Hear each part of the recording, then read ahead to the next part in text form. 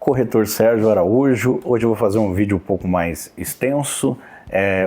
Eu havia conversado ali com o meu sócio, a gente está tendo alguns problemas em relação a leads, porque a gente trabalha com tráfego pago e isso gera muito lead para a gente, e o nosso criativo ele é caprichado, a gente coloca o local, a gente coloca o valor de entrada, a gente coloca o valor do imóvel, o nosso número de contato. Então o problema não está no criativo, que o criativo ali, ele tem detalhes ricos e os detalhes mais importantes para a pessoa clicar lá e saber do que se trata.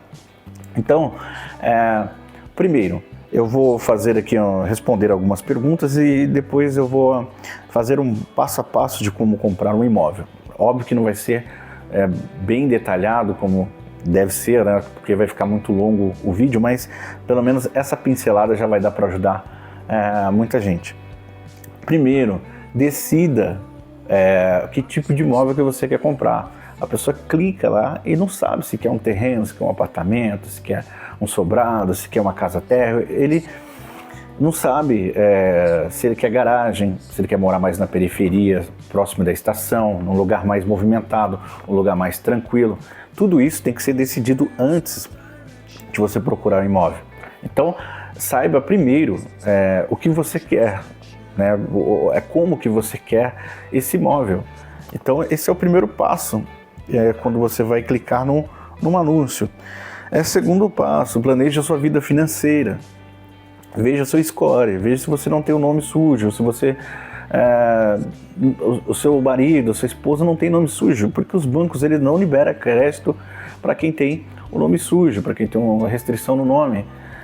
Eu estou falando aqui de imóvel pronto e financiado.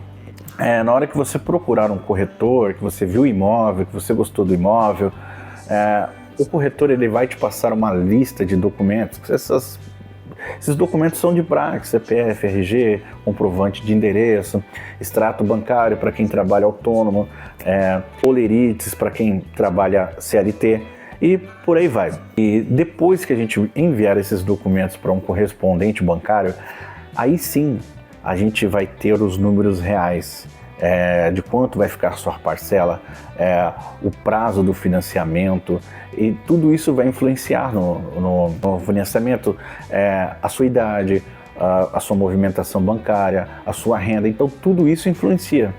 Outra coisa que eu gostaria de falar é sobre o FGTS. O cliente quer utilizar o FGTS, mas antes verifique se você não fez algum saque aniversário, se você antecipou o seu FGTS, porque isso trava o seu FGTS e a gente não consegue utilizar o seu FGTS. Isso acontece muito. Em relação em relação a quanto você tem que ter de entrada, os bancos começam a financiar a partir de 80% do valor do imóvel. Então significa que no mínimo você tem que ter 20% do valor do imóvel em mãos. Imagine que o imóvel custe R$200 mil, esse é um número fictício, você tem que ter R$40 mil na mão. E aí você tem o custo da ITBI e do registro, isso de início. Então, quanto seria o custo do ITBI? A gente não consegue te passar um número real, porque isso varia de município para município. Eu costumo fazer um cálculo de 5% do valor do imóvel. Então, o imóvel de R$200 mil, calcula 5%, e esse daí é os custos. Tem um outro custo que é a avaliação do banco. Esse custo a gente também não consegue passar para você o número, porque isso varia de banco para banco. A gente fez uma venda há um tempo atrás e custou R$4 mil, mas eu não posso te falar que o seu vai custar R$4 mil, porque isso varia do tipo de financiamento, valor do imóvel, enfim.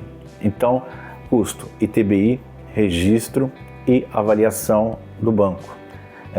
Esses daí seriam esses custos de praxe. Eu vou dar uma pincelada aqui no que eu falei. Então, primeiro, decida, planeje, veja bem o tipo de imóvel que você quer. Segundo, verifique a sua saúde financeira. Os bancos não financiam imóveis para quem tem nome sujo, enfim. Tenha um dinheirinho reservado da entrada, do ITBI, do registro. Fale com o seu corretor de imóveis que ele vai te explicar sobre isso direitinho. Os documentos, que é para ser enviado para o correspondente bancário. Tem uma coisa que acontece muito também, que é a pessoa se separou e esqueceu de averbar a sua separação. Esse daí seria um básico do básico para vocês se prepararem na compra de um imóvel, tá ok? Se faltar mais algum detalhe, eu vou complementando com alguns vídeos adicionais, tá bom? Um forte abraço e espero que isso ajude pelo menos um pouco aí a você, quando for clicar no anúncio, ou for procurar imóvel, ou querer comprar um imóvel, isso ajude a você a ter uma direção. Forte abraço!